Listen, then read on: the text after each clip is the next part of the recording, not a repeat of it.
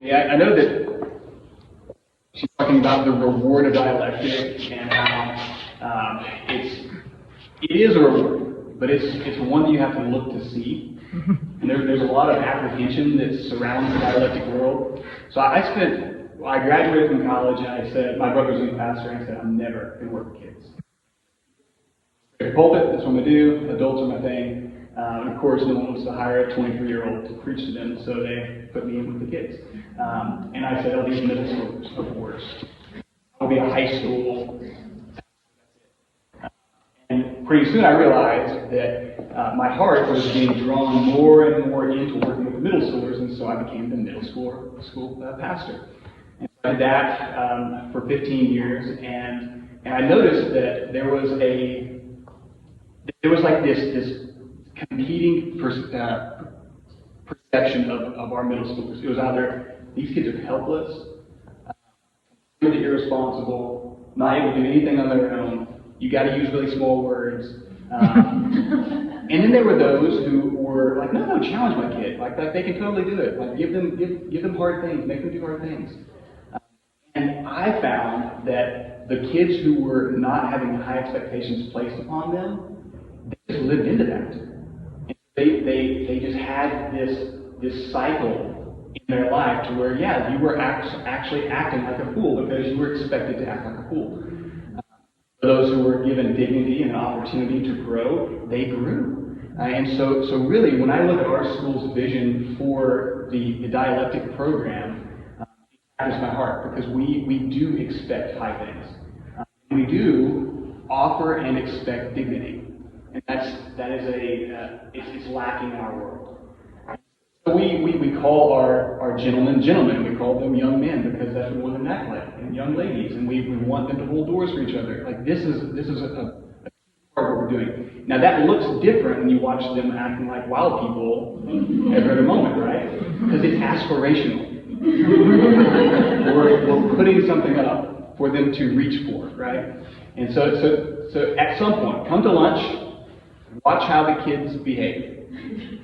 Watch them. A couple of days ago, a kid had a brown paper sack on his head, walking like a robot back and forth in the courtyard. I don't know. That's what he was doing that day. That's okay.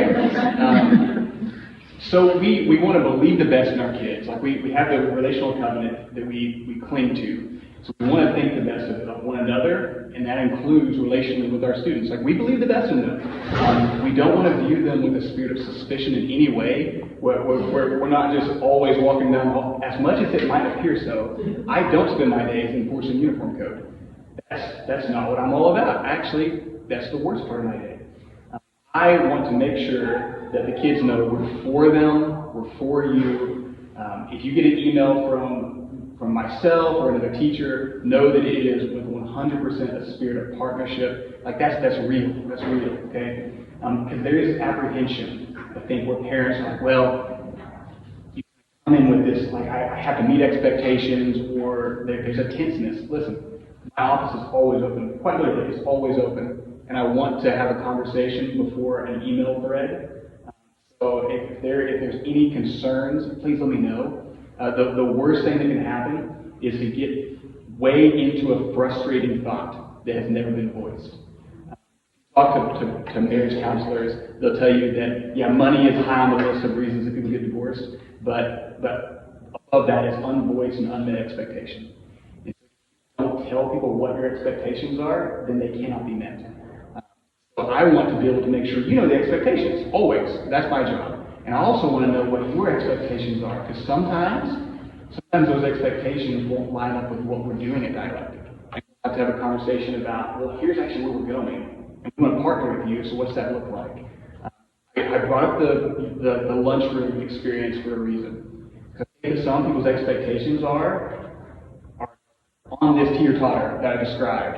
Like, well, there's teenagers, they can't do anything. And then others are like, well, if they set one toe out of line, that's unacceptable. Well, today, bag on head kid. Like teenagers are teenagers. They're going to act like crazy people sometimes. And so we're constantly having this tension. Okay, so you have in front of you this kind of mock-up markup of the trivium. And so coming into dialectic, we're looking at the logic season. And this is the fun time. The trivium lines up with natural human development. So what we're trying to do is line up with what God's already doing. Whenever your students begin to ask you 1,000 whys, that means they're probably getting close to the logic stage. Whenever they're naturally being what can be perceived as abrasive, where they're just really, really insisting you tell them the thing they want to hear, that means that they're searching for truth. That's natural inclination. We do the same thing when we get obsessed with anything that we're going toward, career-wise or whatever it might be. We don't let it lie, do we? We keep going for it. We keep going for it. They just don't have any social skills to speak of to help surround that enthusiasm. So we're learning the dignity and the social skills, but we're also giving full invitation to learn to ask questions well, to learn to think consistently and reasonably, and to do that in an environment where it's okay to fail. That's part of the process. So they're the hard things, invitation. We want them to have something they cannot accomplish. And as they are struggling to do that, and they're failing in it, then they should have a culture of love and support around them to help guide them and encourage them. So whenever a kid asks a question, and there are bad questions, we just don't tell them that. We help parrot back to them more information. So, are you saying this? Yes, that's what I'm saying. Well, next time, don't you say that. By the end of the year, they've learned how to imitate the teachers, and our house system kind of comes alongside this as well. And so our 7th and 8th graders, our prefects, they're interacting and modeling what a kind of progressive dialectic experience looks like. So part of this, a huge part of this, is that the parents and administration are both shooting at the same target, right? Like we're both steering toward the same aim. So I just want you to know my heart. My kids, whenever I was teaching Old Testament, they said, "You have a really chaotic classroom. Like it's always chaotic in children's class." Like that's true. That's true. Because I think that the rules, if you just try to legislate change, you don't get the heart. You just say, "Here's all of the rules that you must keep," then you're oftentimes going to miss the person. So I want to see the people well, but I also want to put around me people like Mrs. Bradford, who has a beautiful classroom. It is very structured, and all kinds of rules. They're offered with grace and gentleness. Right? That's the tension. There will be moments of perceived chaos, but we're wanting the kids to feel free to express themselves, and yet at the same time not derail the education experience of the student next to them. This is a tension, and it's challenging at dialectic. It's just challenging. I asked my 7th grade daughter, what was the most difficult thing about coming from 5th grade to 6th grade? Just rewind your brain. What was the most traumatic thing for you? And hallway. It was really noisy. And I'm like, well, check, that makes perfect sense. It was the transitions between classes. We had 6 different classes, and they were moving around by and large between 4 or 5 of those classes. It was understanding terminology, like what is omnibus, what is Lyceum mean. Dress code. She's a 7th grade girl, and so there was a lot of stress surrounding her dress code, like what am I supposed to wear? And that anxiety, all of those things produced anxiety, and that anxiety shut her little heart down, and it made for a really tough first month of dialectic. So I feel like that my job and our teacher's job is to provide enough support and love and kindness up front to where we can dispel those anxieties and then slowly get them into the correct uniform and slowly get them into the correct classroom at the right time with the correct textbook, with all the things they need. So I hope you're hearing what I'm saying is that we are not a rule-driven people. That's not what we're about. We want them to have that structure and we want them to get there, but there will be a learning curve. And we're going to give that time to ramp up. So if you are a parent who's like, "Whoa, I'm really, really uncomfortable with what he's just said," this is the balance, right? This is the different peoples that make up this world. Need the order. We'll get there. So give my kid freedom to run around the classroom. Well, they'll have that for a while. But we're going to meet in the middle, right? Okay. The logic is is absolutely the time where we're learning how to be civil in our discourse. So we want to disagree. So there will be hard subjects that we intentionally have in our textbooks. We're going to steer them into it. And we're not going to necessarily show them the exit. Right? Circular room. They don't know that yet. But it's a circular room in which the topic cannot truly be resolved. How many times in Bible class the topic of God's sovereignty and our free will just gets forever brought up?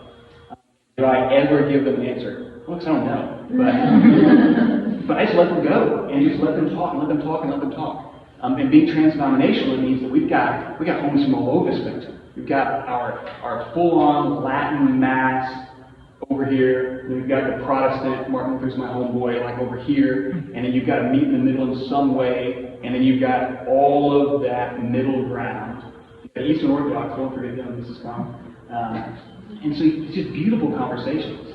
Beautiful conversations that really are designed not to like nail down what is true definitively, but to explore truth and try to steer toward that, right? So yeah, logic is both immensely satisfying to explore questions and immensely dissatisfying because you're confronted with that lack of certainty in so many things. Right? That's we know life. That's maturing into adulthood. So how do we make that experience better? I'm not going to read through this because I'm going to let you guys take care of that. But that's a great overview. In so many ways, these are still babies. These are our babies, and they're still working with a brain that is not at all developed, especially in 6th grade. It is still very much a grammar brain that's looking more like a logic student.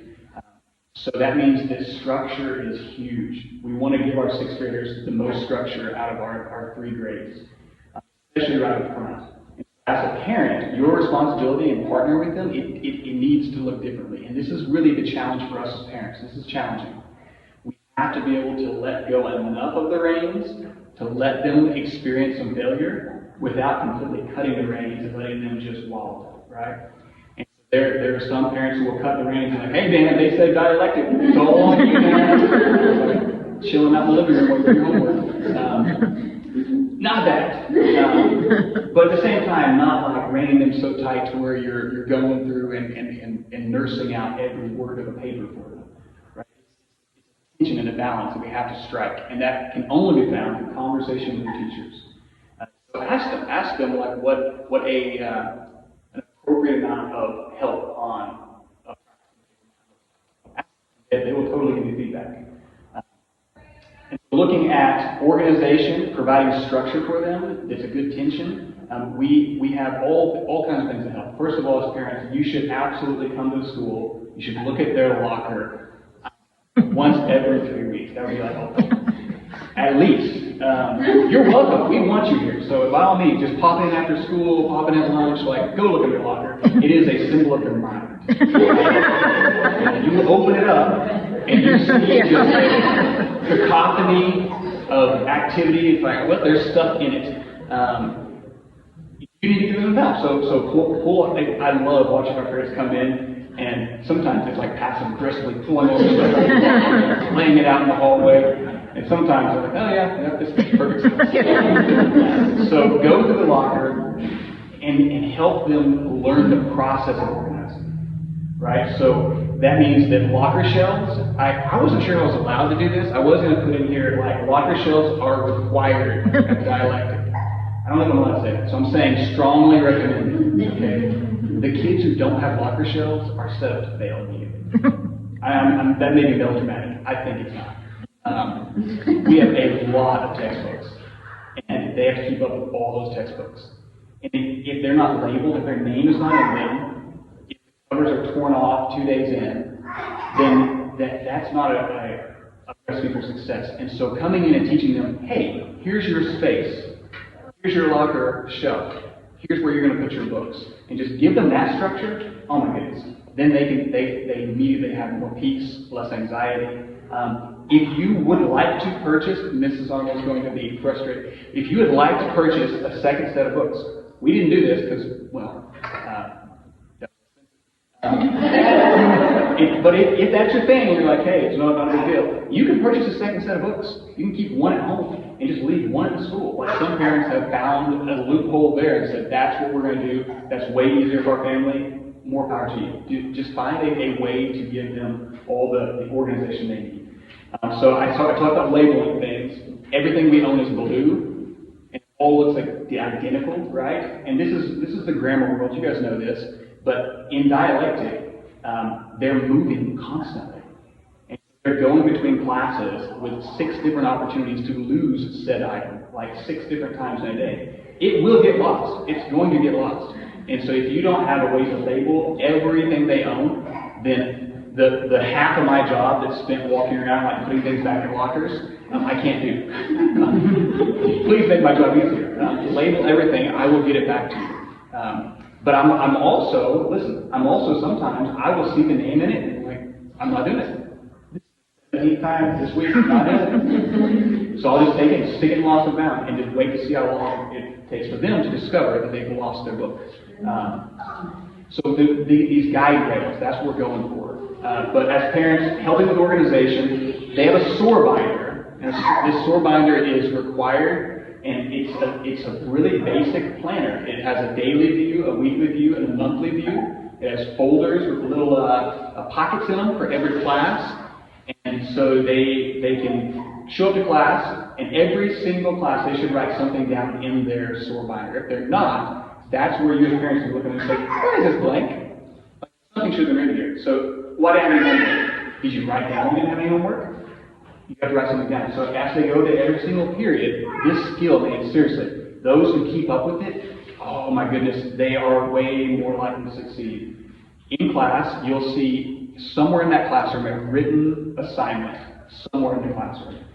You'll never receive, and if you do receive a spoken assignment that's not written down, that's kind of like cheating.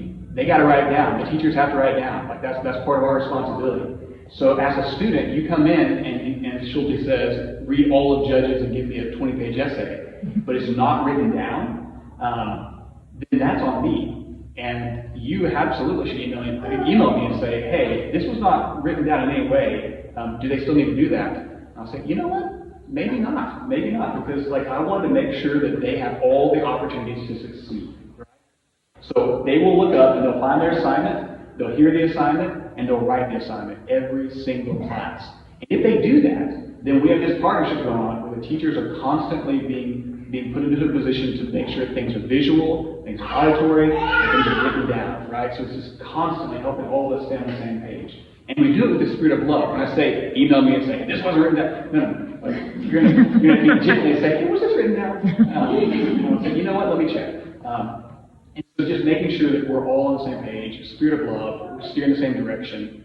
We'll navigate through it. But that SOAR binder is required. We have home day, 20 minutes on home days, where we will have all of the students in a classroom, and a teacher will walk by and they'll inspect their SOAR binder. Hey, let me see your SOAR binder. How's it going? And they'll just kind of look down through there. It's blank. If you had nothing in that class, write down NA or nothing. That way you know that there's nothing there. You've written down, do homework. Well, you need more details than that. But there's a certain amount of information you got in here. But that's also the time where we're going to check in on their uniforms. We realized that with 120 students coming up, that it's possible for a student to walk in the door and have a teacher see them without the right uniform component, and that person says something, and they walk halfway down the hallway and another teacher sees it and says something, and walks down the hallway, and you get the point. And so what we did, we divided that out for sanity's sake and to protect their little hearts. So they only had 20 students for one teacher observing them. So that means that during homeroom time, for 20 minutes, that one teacher is only focused on my students. And they will go around and coach them on their uniform during that time. But if I am that teacher and I look outside and I see kids who are wearing their own uniform, but they're not my 20 students, I'm not going to say anything. Because I don't want them to get it 10 times, right? So once again, it's the spirit of trying to protect their hearts. Because it's a stinking uniform. Like, it's okay. We'll figure it out. But the uniform, as we know, it can be indicative of the heart. So if a kid shows up with a Def Leppard t-shirt on, they go straight to my office. Not to get in trouble, but I want to check in and say, what happened this morning? Like, what's going on, you know? Just to try to assess and figure out what is the situation, right? But rarely will they ever, rarely exactly happen. So locker shelves, strongly recommended. Time scarcity. So there's a ton of opportunity to be involved at dialectic. And it is a step up. I just want you to hear, it is a step up in time management in a big way. And you have a lot of reading. You have a lot of self-guided study that has to take place. If you're a student who wants to do everything in the world, well, we're not going to say no for you doing everything in the world. This is where we want to partner with parents. And so you will have to just decide, based upon your students' tendencies, their speed of getting things done, what can they handle. For us, just for our family, we quickly discovered multiple sports, and which just didn't work for us. And so we said, okay, you can choose one. Until your reading comprehension goes way up, like we're just going to do one sport, right? And that worked for us. It's challenging, though, whenever a kid looks across the aisle and they see, well, why is it that so-and-so is in everything? And then they want to then do that as well. And so the guide rails for time scarcity are really owned by you as a family. Every now and then I'll get an email from a parent. They want us to remove those opportunities, and we're just not going to do that because we're going to partner with you. So you say no. Teach them how to say no and say yes to the right things. That conversation will be more valuable than anything else they learn. It's just, as you well know, learning how to protect your time and be excellent at a few things before you load down your plate with everything. Time scarcity. So we have clubs. We have all kinds of clubs we meet after school. If you want to learn how to reverse cube, like really, really fast, that's a thing now. You can go speed cubing, but that takes an hour of your day. And so they're going to have to question, like, is it worth speed cubing for an hour after school if I've got to read 50 Omni pages? Yes, probably, and they'll go do that. But the next day, whenever they say they didn't get done, will there be any grace given them? So this is the hard part of dialectic. There is a high expectation, and it's always a discernment question. So let me give a different scenario. My daughter had a horrible day one week. It was just one of those weeks that just wasn't going well for her. It was not her fault. She wasn't overcommitted. There was a lot of just like tears and frustration. And it reached the evening, and I was watching her prefrontal cortex just like flip up, and there's no information going in. She's in tears. And I'm another teacher. So yes, that's fine. And so she got some grace the next day. So if I did that email multiple times, that grace would go away, because otherwise it would be enabling a bad study habit. And partner to say, well, let's look at what's going on. Where's the stress coming from? One of our little students last year, this person was just committed to so many things and did not have the ability to say no. So we audited their time, and with the parent, they asked, "What do we do? We're failing.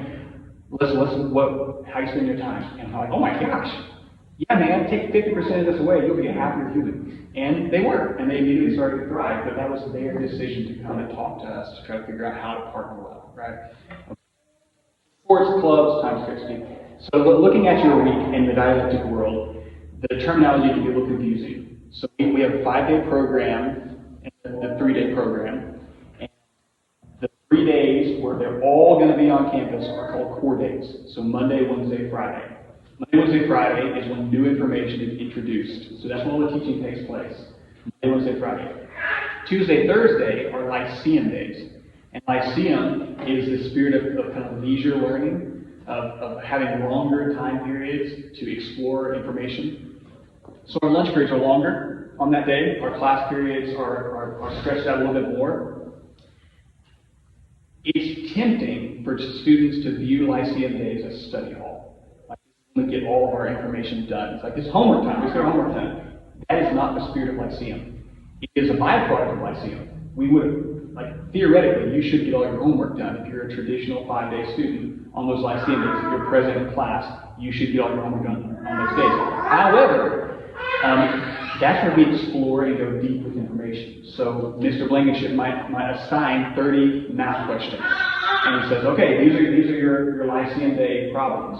But in class, as they're exploring these, if they only get through 15 at a level that's actually of comprehension, they may change that requirement for that day. They may say, okay, well, that's all we can get through today. So then what are we going to do with the other 15 questions?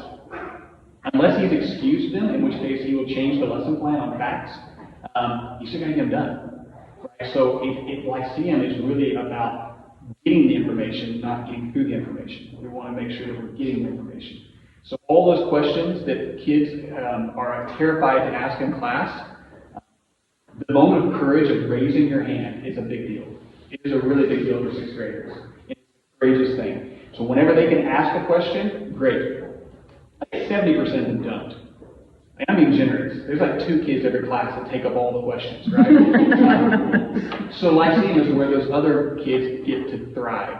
They get to then ask the questions. So what if you're a 3-day family and you're at home? Well, that'd be sweet. Our teachers are available to answer your questions. Email them. Reach out to them. Set up a time to talk. Absolutely. That they're still 100% in your corner, a resource.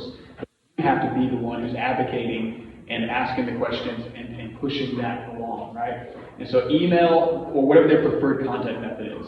So they'll let you know first day of class, they'll give you a syllabus and they'll say, here's how I like to be communicated with. Text. Much prefer email. If you email me, then it's way easier for me. But that may not be the case with some of our other teachers. They're like, please call me at 8 o'clock at night. Don't call me at 8 o'clock at night. So yeah, but they're there for you is the point. So 4 days, Monday, Wednesday, Friday. Lyceum days are for leisure learning. Omnibus is a phrase that you don't really get in grammar school, and omni means everything. It's all put together.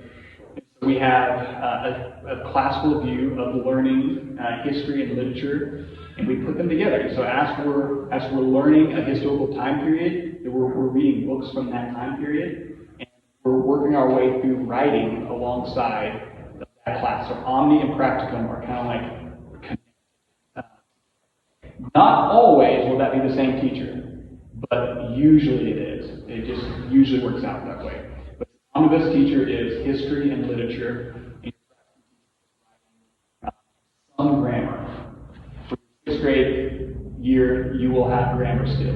But when you move into 7th grade, that begins to increasingly go away, and it's less rote learning. It's more application driven. You're practicing. So as you're writing the things, you're putting into motion all those grammar questions. And the notation that the teacher gives is where then you're perfecting your grammar. And so there will be a lot of feedback on those papers, and that's the gold. That's where you're really learning it. Electives are also on Tuesday and Thursday, and this is where we have debate. We'll have debate, we'll have art, we'll have drama 1 and 2, and we'll have choir. And so those are things that you can be a part of. Now, Darla, why don't you answer this one for me, because I always forget what that looks like for our 3-dayers. Well, when we approach summer, we work on scheduling for those electives, and the scheduling is based off the availability of those elective teachers, because they go from south. Some go from south to north, some go from north to midtown. So Mr. Kelly, our high school vice principal, it's kind of a master scheduler. So we have to look at teacher contracts, availability, where those teachers are coming. We had one drama teacher that drove from Tulsa last year. So after we get that solidified, we will let you know prior to summer, obviously prior to dialectic elective sign-up going out. So you'll know when those electives are scheduled. Typically they've been either in the morning or like the first part of the day or the last part of the day. I don't think we ever scheduled them like smack. So it rotates. So does it this year's rotate? morning, Okay. it'll be afternoon next year. Oh, okay. Well, I was actually more steering toward choir. Choir is not technically that's included within your tuition. And so if you would It's like, not. No, the electives are. PE and choir are not.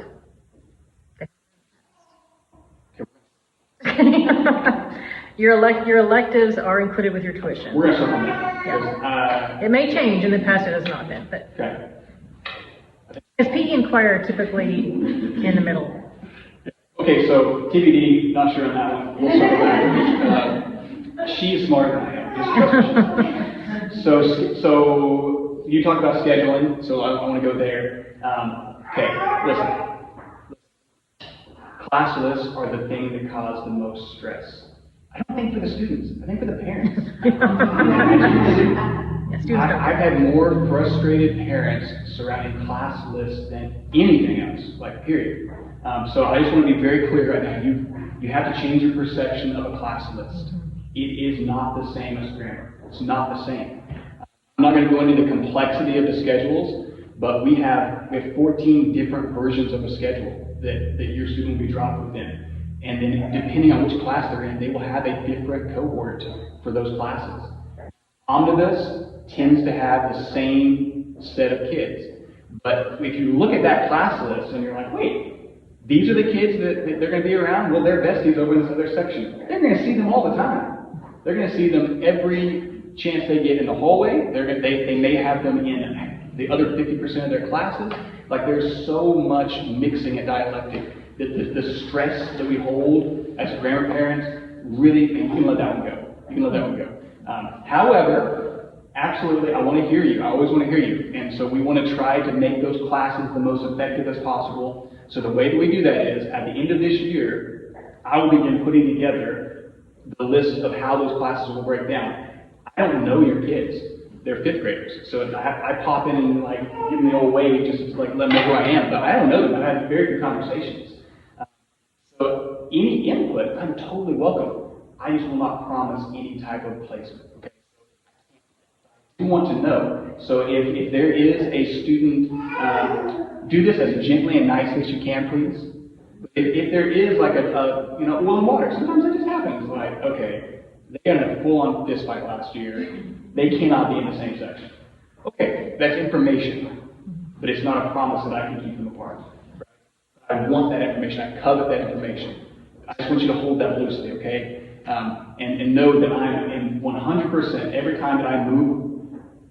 As I'm forming the list, I'm putting these together as best I can. Then we launch the list and we start doing class, and you look at it and you go, oh, this is terrible. Please move my kid. Understand, to shift that student means that another kid is displaced, and no effect. And so it is super challenging. It's like a massive game of Tetris. So we do not move kids unless it is a last-ditch effort for discipline issues. We form the class list really perfectly and intentionally. I want all the information you can give me, ask gently and I mentioned in the email, this is going to be the first 3-section class of 6th grade we've ever had in the history of the academy.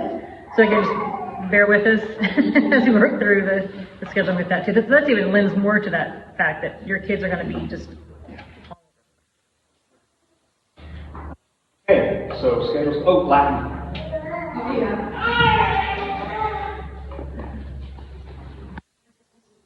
Oh my goodness, you should. That's okay. No, I'm really glad. I am Ann Bradford. I am the 7th and 8th grade Latin teacher. I'm also the foreign language chair at the academy. So any language questions that you have, period, I'm the person that you could come to and ask about those things. I love our dialectic Latin. I love Latin. I love teaching. I love middle schoolers. I mean, I love my job. Okay, so period. I'm one of the people that is into texting. And so when the kids have a question in the middle of the day, sometimes they come to me and borrow my phone to text you.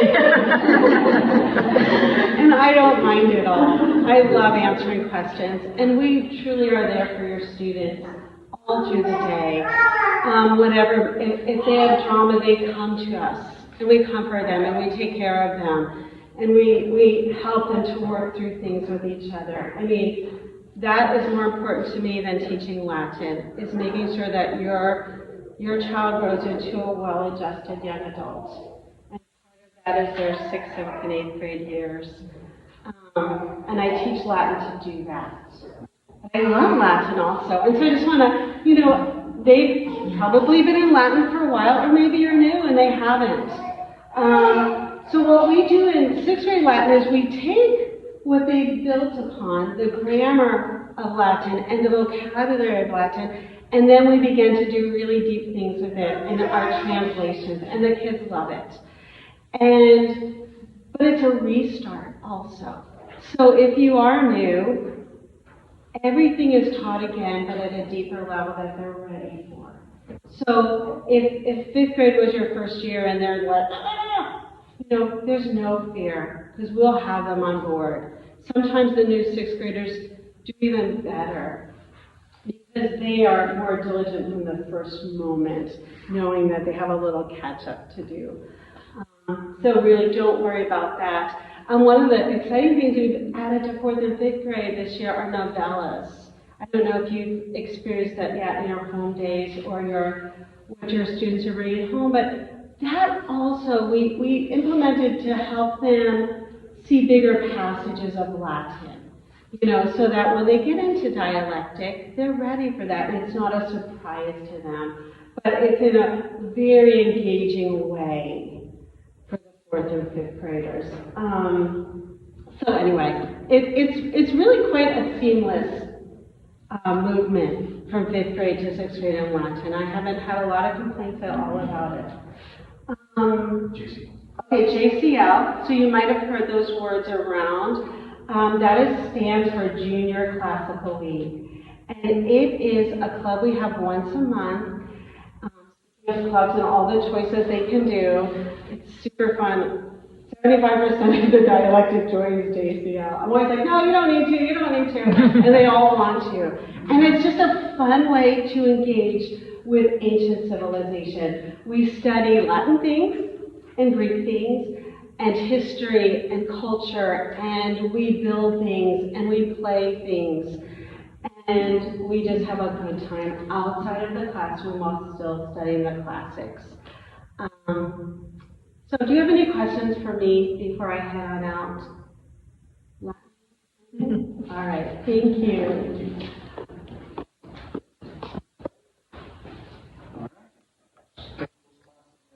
All right, questions, what do you got?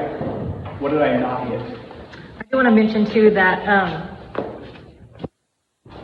unless you think that this is a lot of information being thrown at you, we will address this again was it last month you had the sixth grade check-in? Mm-hmm. Yep. Okay, so Mr. Schulte is always good about doing a sixth grade check-in and during the first 9 weeks to bring you guys back and just, okay, what's going on? How are things going? How's this adjustment been? So that's good. But even before that, in the spring, usually around April something, we have a linking the logic for your kids.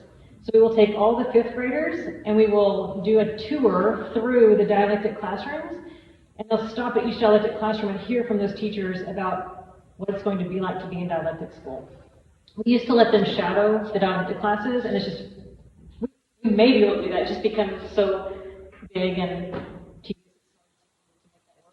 but last year we did our first fifth grade tour, and it worked out really well. Like they went from class to class, and the teacher said, okay, when you get in my class, this is what I expect, and they let the kids ask questions about that, for that teacher, and ask questions about us, and we also plan, I would like to have the elective teachers come and talk to them as well, and it really explain to them what the electives are, what to expect to do, when you sign up for drama, what are you getting yourself into, what does it look like, what does drama look like, art, that kind of thing. So we will do that for your kids in the spring. We just wanted to get the information out to you guys, especially prior to re-enrollment, just so you can kind of think about what's coming up.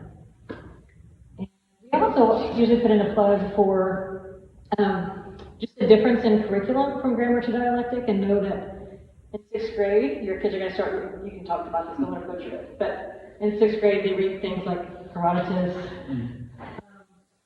Plutarch's Lives, and maybe if you haven't had certain conversations with your kids, you want to have certain conversations with your kids before they enter sixth grade. I'll let you speak to that stuff. Yeah, I mean, it's like the Reformation was back to the Pathans.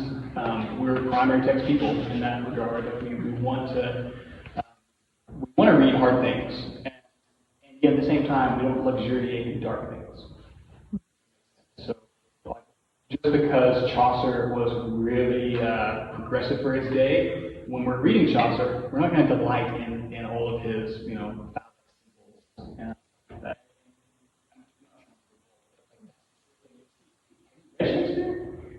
Shakespeare is like just one giant innuendo after another.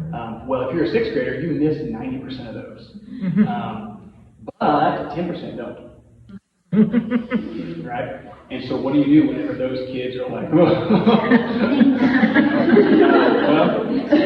you don't lean into it, and you gently move them through that material, right? And so there's hard moments in every conversation, like there were people say things where you go, they just said that, but you have to move through that and do it in a graceful way. And so we're wanting them to love the true and the beautiful. And so is it true? Yeah, that's part of life and part of the existence at that time. And this writer was, so for instance, Kate Chopin's The Awakening is a book that's largely about the awakening of sexual desire. Now, that's not a book you're going to read until 8th grade, but at that point, guess what's awakening in our 8th grade students? So that's true. But does that mean that the classroom is the context where we discuss the awakening of sexual desire of our students? No, never. Like, we don't want to do that, but we also want to make sure that they're exposed to the primary text that helps shape and form their perception of reality. And so these are questions. Whenever I always say that I received a kind of backwards classical education. I came from a really abusive home, and as I started reading books, I was drawn to the darkness. I was drawn to guys like Hemingway. Because I read in Hemingway this portrayal of what, from my world, was very real. It's like, oh, well, there's alcoholic, abusive guys out there. Yeah, man, there absolutely are. And then when I see how this I thought he was a protagonist the whole time, actually kind of self-destructs, it was instructive to my heart, and it formed my virtue. It showed me that was not a model to live my life by. So it's good that they see these things and have loving conversations surrounding them to steer them to the correct virtuous. So, okay, so Q&A. What do you got?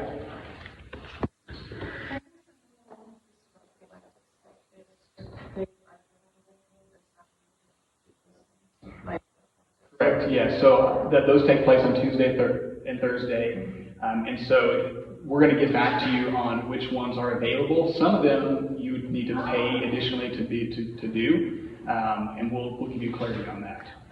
Electives are included, drama, debate, art, and you can drive your kids up for those elective times. We do have, yeah, they wear their uniform. Which would be the afternoons this next year.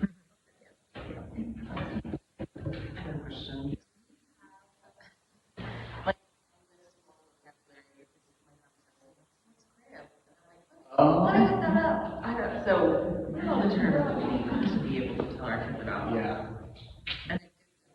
I don't have them on hand, no, but that can be something that we work on for sure. That's really good.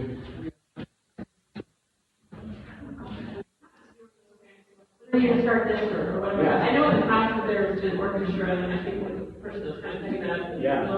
Is that something that's in the? Well, yeah, absolutely. I would love for an orchestra program to come back. I would love it. It's near and dear to my heart. I think that would be amazing. At this point, it won't be an elective, but it would be sort of as a club, similar to what it did before. I mean, we may include it and give opportunities to have recitations, things like that, and yet, until a clear champion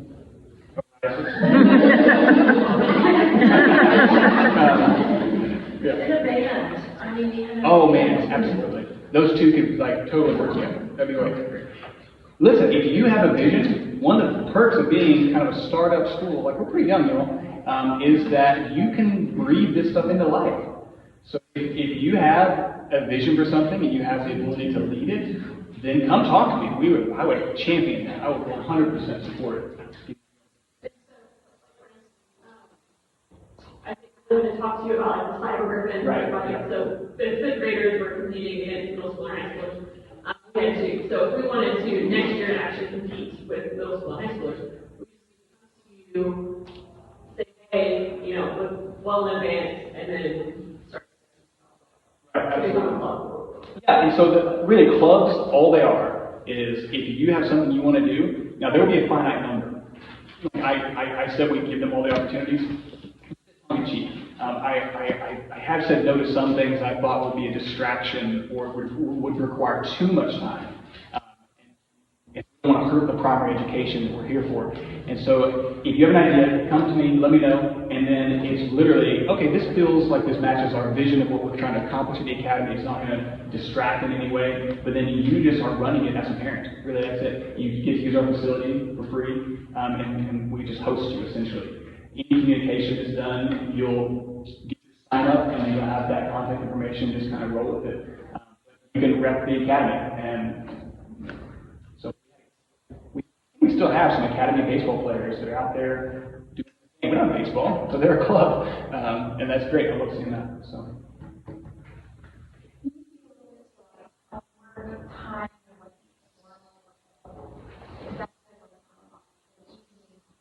Right. This is a really good question. And it is where, so we talked about unhurried wonder, and this is the part where everyone's like, oh, unhurried wonder. This is a lot. We absolutely, we want to have a spirit of leisure in the true sense of the word leisure. So leisure does not mean relaxing without doing things. It means doing things with a spirit that is open and receptive and relaxed and not threatened. So an hour and a half per core day at home would be I say normal, so that because that means that some kids are just going to be slower at things. Some are going to be way faster, like way faster. And you should track your home days. If you notice that you're busting past that, you're getting the 2 and a half hour mark, then let me know for sure, but that's more of a CC situation. Email that teacher and say, hey, great example. I had a student and a parent email me a couple weeks ago and say, there were 20 chapters assigned in this class, and they were not happy. And I thought, whoa, that does sound like a lot. Yeah. The perception sometimes can be like volume sounds bad, but it's truly not. You just want to use discernment, email the teacher, CC me if you need to, but very much just get more information. It may be, though, that sometimes you find it like, well, you actually signed 20 chapters, and that's like 60 pages. We just want to try to always stay on the rails, and our blueprints are pretty laid out. I mean, every single day is crafted to match up with the other classes to not dominate one another. So Omnibus requires the majority of the class of the homework time because of the reading. And so that is where you're going to spend most of your home time. At the same time, if you're a Schulte, it's math time. That takes all our time. So I don't know, about an hour and a half is what we're looking at. And it's in the parent handbook. Does that mean on the right hand they should have? Great clarification. So this is homework time outside of class. Right. So on Monday, you will be assigned your homework for your Lyceum day. I say core day. No new homework given on that Tuesday. Yeah.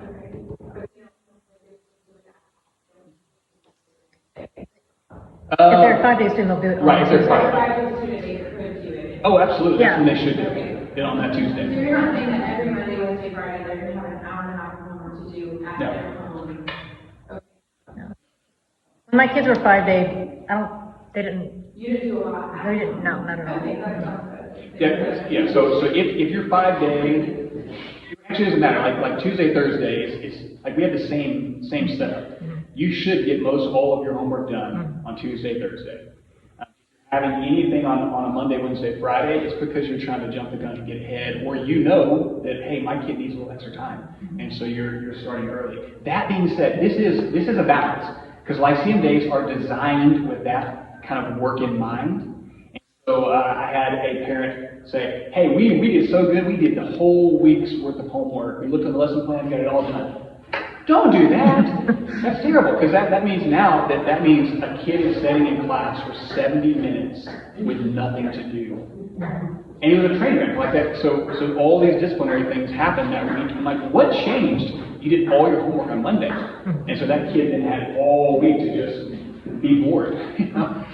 So yeah, you definitely don't want to get way too far ahead at all, because they may change it too. It may be that they don't get through as much, and so that's the difference. Grammar, you usually get weekly lesson plans. You get daily lesson plans at dialectic. You may look in there and you see like the Latin teach, their blueprints are pretty locked and loaded. They could give you years lesson plans almost, but they won't. You get a week. Omni is rarely going to do that. But if you see this is the week on facts, don't trust Wednesday, Friday if you're on Monday, because it might change. Like if they get less accomplished on Monday, they'll have to adjust. So it's more for your information. By 5 o'clock the day before, lesson plans for the next day are uploaded. So if you are sick, your kid's sick, and you email me and say, hey, can you have the teachers email me all the homework? I'm just going to push that back to you and say, check facts. Doesn't mean that the teacher won't provide additional resources, or if there were handouts or things like that, you should still email those teachers and CC me, but all that information is found on facts. And if it's not, once again, this whole life we're a circle of, like we're doing this thing together, teachers are not perfect, nor am I. And so we can look on there and say, oh wow, there was nothing uploaded. Put your lesson plans up, they need that. So just kind of working that out.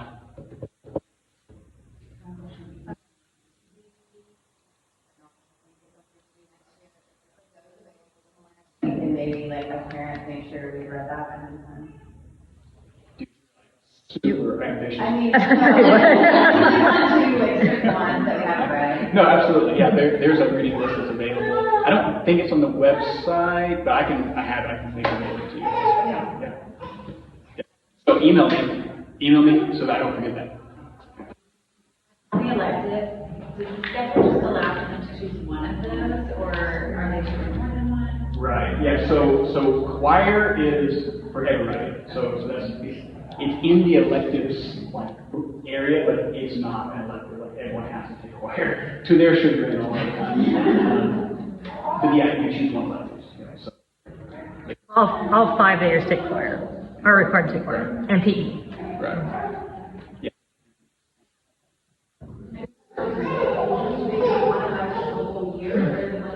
Yeah. Currently, that's how it is, but there's a conversation being had about maybe a semester option, and looking at additional electives as well. There's a very, very good chance that we'll roll into next year with a new elective on the docket. I don't want to say what it is because I don't want to. If it doesn't happen, then it's like you just put that out there. Yeah, and just to give you a little preview and hint, the more that we grow, the more offerings that we have to have, right? So this year at our high school, we offered 7 additional electives. So at high school, we went from drama, art, and debate to strength and conditioning and yearbook, interpretive dance, cultural engagement club class, 2 dramas, 2 arts, 2 choirs, so choirs and elective at high school. And now we're talking adding more electives at the high school level next year. So the more that we grow, we're done with our graduating classes of 5. We're now a big time high school, right? So, and it's going to trickle down to dialectic as well, just the more that we expand. So looking at the electives, how many we offer, we cap them at 20. So it's important. 20 kids per class. 20 per class. Uh-huh. So debate is a really popular elective, and 6 years have been watching and wanting to be in that club. So it is fair. What we do is I will send you the time of when we're going to be opening up the elective sign up, and you'll click the link, and it's timestamped. So you'll sign up based upon. So those who are just on it, like please be on it. Don't wait. And there is always a teacher discernment. I say that really carefully because there are some classes where, imagine if you've been in 6th, like you started off in debate in 6th grade, and 7th grade, and then 8th grade.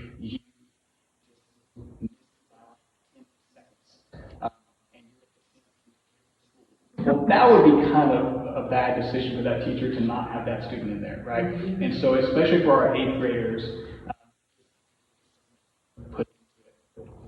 There's a potential to double that class next year. There's, like, we're looking at options for that to try to slots.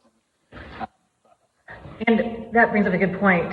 The electives are dialectic altogether. So in drama, in art, in debate, it's 6th through 8th grade. The PE class is 6th through 8th grade. So they're going to be mixed with the entire dialectic school for electives and PE. Just looking at, like, kind of what those electives require. Drama has a lot of memorization, right? And so there's going to be rehearsals, and there is a clip of memorization that takes place. And so there is, just be prepared for that. And it's fine. My daughter has done drama both years, and she's been fine with it. If you're in debate, you can largely do most of your preparation in class, but then you have weekend tournaments. And so that's the whole thing you're going to. So it's a trade-off that happens.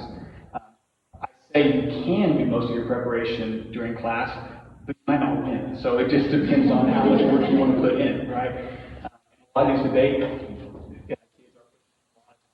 so it is very much, the section is, oh, I'm not going to do drama because that's memorization. I'll go to one of these easy classes. Only work at it that way. Like if you want to thrive, you got to work at it. Art is usually the one where people just feel like they can sign up real quick. So like, I'm just playing in class. I don't have to memorize anything. That's fine, but like, there's 20 kids per class, so pretty soon drama is going to be filling out. So,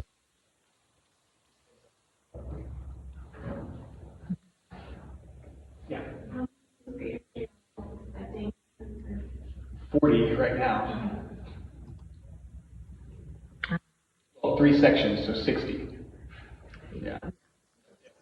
So we might have a waiting list at this point, do we? So. We have 53 current 6th graders. And keep in mind, this year I admitted 11 brand new 6th graders. So we'll cap at 60 for 6th grade. We'll fill it up. We'll front it up. So you're saying and graders, so maybe don't 4 6th graders, but maybe that's shorter. Perhaps, We'll have to add classes. yeah. This is not reflecting next year's schedule. I'm not sure what that's going to look like. Very much. I mean, scheduling, that's another question because people schedule for my kid for next year. It's not that simple. It's really, really not. I have 24 different schedules on my computer. Knowing which one you're going to be in is really challenging at this point. And so as we get into January is when we'll start sitting down. Alex is our scheduling district-wide guy, and he will help put together what works best based upon what electives we can offer. Maybe we're doubling debate. I'm not sure. That all is contingent upon our debate teacher being available to do that. And so she was kind of open to that this year, and then it didn't work out with her schedule, after the year. But if she's still amenable to that next year, we'll see. But it's all about working with what teachers do we have available, what the schedule look like. So there's a lot of moving pieces that we have to take.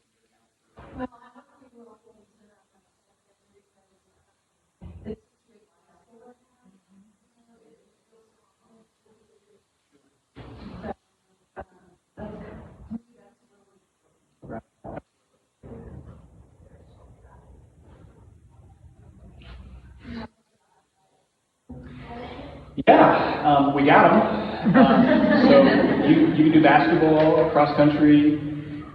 We've got a really good wave of cross country kids running around. And even though we don't have great facilities for it, like we've been placing well. We have volleyball as well. And so all of those things take place. Rob, Coach Mack will send out sign-ups. Coach Ray will send out sign-ups.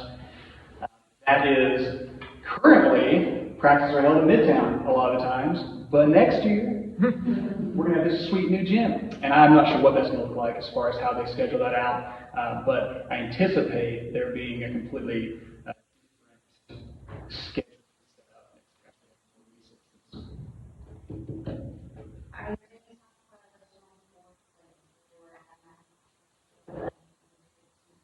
up. I do not know.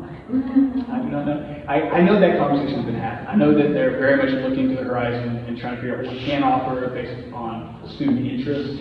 And so cross country is pretty easy, right? You just need a field. But things that require like something that's budgeted in, then we have to get the resources for that and make sure we have student interest. So that being said, same as orchestra, if you want to champion it, go talk to Coach Mack. Like absolutely, let him know. And if there's enough consensus, there may be we pull together give us a club first.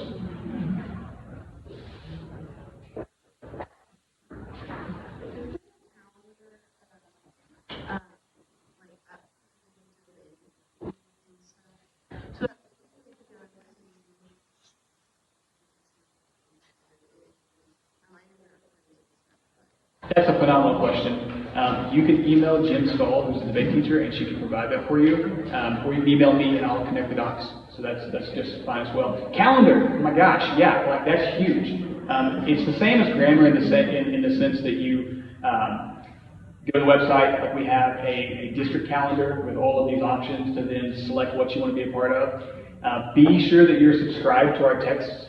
That's where we're going to be updating you continually. Most parents kind of live on the texts. They're kind of waiting for those to remind them. But please don't live on the text. Actually look at the calendar and get ahead. But you can download that, sync that up. It's all on the main website. And if you're doing sports, it's the band app. So QR code.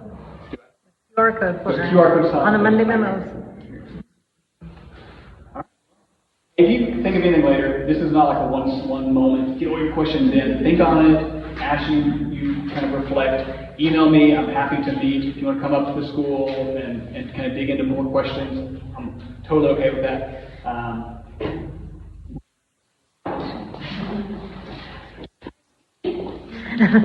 Hopefully more excited than overwhelmed. I feel like we should still be this call. Yeah, I feel that way. Mine's just in third grade. All right, I'm going to close this out in prayer. Let's pray. Dear Father, we thank you for this job of caring. Pray that you give us calm strength and patient wisdom as we bring them up, that we may teach them to love whatever is true and good and beautiful, following the example of Jesus Christ. Amen. It's 9:30, we want to honor your time, but I can stick around for a few more minutes. So if you have questions, let us know.